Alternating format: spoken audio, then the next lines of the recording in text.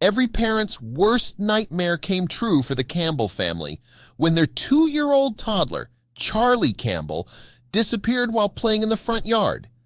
And despite the involvement of the police within the hour, there was no sign of what happened to the young child. Before we continue, please take some time to subscribe to Dailydose, like, and share this video with your friends. The more the community and authorities searched for her, the more questions they found. But the narrative completely changed when Charlee walked back into her home after 2 sleepless nights. Of course, her family was ecstatic, but the thing was, the toddler wasn't alone. Charlee Campbell was a typical 2-year-old girl living with her grandmother in Kentucky. The two of them lived on a large property that was surrounded by forests and was very secluded. The peace and quiet allowed the toddler to fully embrace being in nature, and even at 2 years old, Charlee had learned basic do's and don'ts regarding the property. But this was all about to change. Beth Campbell, Charlee's grandmother, remembered the day vividly. The toddler happily played outside with their dog, Penny, and the grandmother watched the duo from the porch. But when she went inside to receive a call, which lasted for no more than 5 minutes, Beth came back to realize that Natalie wasn't in the front yard anymore. Trying not to panic, the grandmother searched for her inside the house while calling her name. This was very unlike Charlee.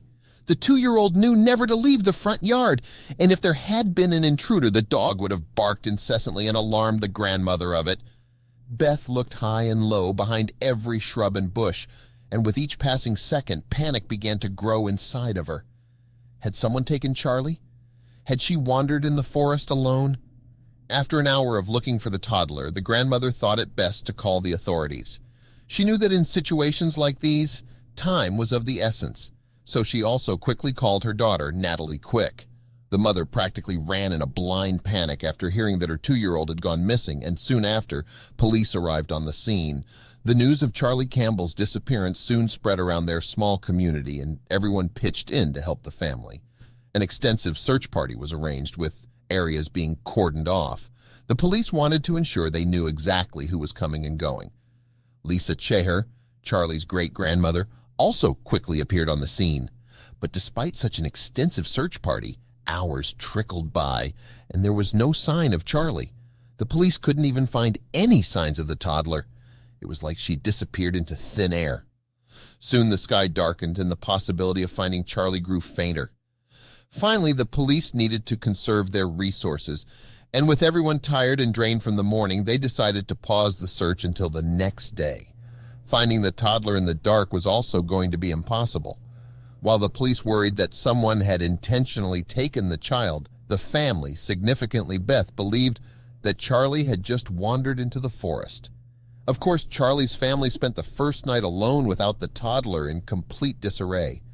Beth blamed herself for not watching her better and even searched for the child alone in the middle of the night.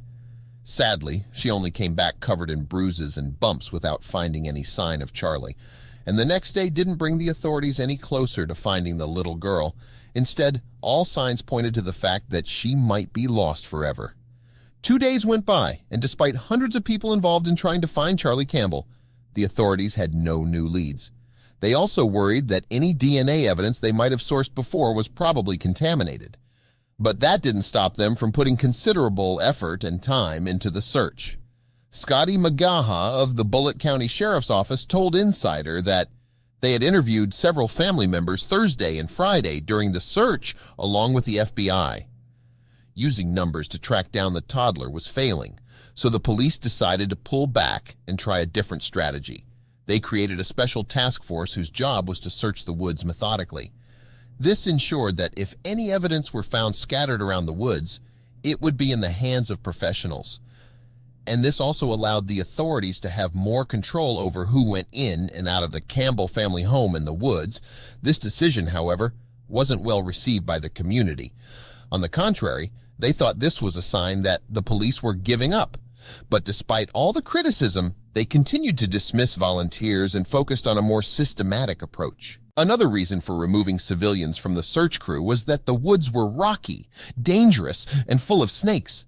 They didn't want anyone hurting themselves in the process of finding Charlee, and on Thursday and Friday, FBI agents spent hours in the heat and humidity, hoping to find clues as to what happened to Charlee. Amid their search, though, panic and confusion spread across the team. Someone had heard that Charlee was found. But unfortunately, the news wasn't received through the proper channels, and the FBI agents and search crew scrambled around to find more information. And finally, after an hour or so of contradicting information, it was confirmed. The 2-year-old had finally been found after a hectic and exhausting search, but it wasn't by the authorities, and the toddler wasn't even alone. Instead, Charlee was found wandering her neighbor Wayne Brown's front hand. Brown told the story to the police in detail, describing the little girl's appearance when he saw her. "I saw the dirt all over her, and she had left in her hair, and I opened the door and said, 'Are you Charlee?' And she handed me this bottle, and I said, 'Are you Charlee?' She didn't answer me. She wouldn't say anything. But he had seen the young girl around town and immediately recognized Charlee from the missing pictures. Brown then called the police, who were at his place in minutes. But the strangest part of all this was that Charlee wasn't alone when she was found. She was accompanied by her dog, who looked equally dirty and ravaged by nature. In the last 36 hours, the family had failed to notice that Penny, the dog, was also missing with Charlee. And now it was becoming evident that the duo had wandered the forest together. Of course, the family could not be more than thankful that Charlee was not alone in the woods when she was lost. The news that the toddler had been found with her loyal dog soon spread, and the whole community marveled at their bond. Whenever they told me they had found Charlee, I was just outside myself. I was just so happy, Beth stressed. When my dog didn't come home, and my baby wasn't home, she was not going to leave that baby until she got here. So this is our hero right here. I can't even explain how happy I am that this baby is home because I love her more than anything in this world," Granny Campbell exclaimed. As Bullitt County Sheriff's Office wrote in their Facebook post, "We cannot thank enough the firefighters, EMTs, dispatchers, search teams, other public safety agencies, and the volunteer searchers from the community. Bullitt County residents always step up to help each other. While the toddler was healthy, she was transported to Norton Children's Hospital in Louisville. As the sheriff has revealed, she bore no obvious serious injuries. However, she was dehydrated and had several tick bites on her skin. Despite all the emotional trauma Charlee's family battled with while the toddler was missing, the 2-year-old herself seemed unfazed. It was as if she had gone to the park rather than been alone for 2 days in the woods. Brown, the neighbor who had found the toddler, thanked divine intervention. "I'm convinced that God led her to our porch," Brown spoke of his encounter with Charlee. "They've been everywhere. They've been all over this place, and how did they not find this child? Instead, she just shows up where the search has been, so how does that happen?" Unfortunately, this wasn't the first time the community had experienced such an incident. Brown recalled that he had personally suffered from a similar tragedy. "My little brother went missing. He'd wandered away from home and he had climbed 3 fences. After days of searching, they found him miles away from the house. It was my uncle that found him, and he was dead," Mr. Brown recalled. This personal experience made him find the toddler even more meaningful. Although the end goal is always to find a missing child, authorities are not sure this was as clear-cut as it seemed. An unofficial rumor explained the toddler's disappearance as a familial dispute, and Charlee's great-grandmother corroborated that. "It has been the most horrific thing my whole family has ever been through. This whole scenario of them taking her and hiding her, and then the FBI shows up, and then they drop her off in the woods. That's ridiculous," Lisa Cheshire, Charlee's great-grandmother, shared.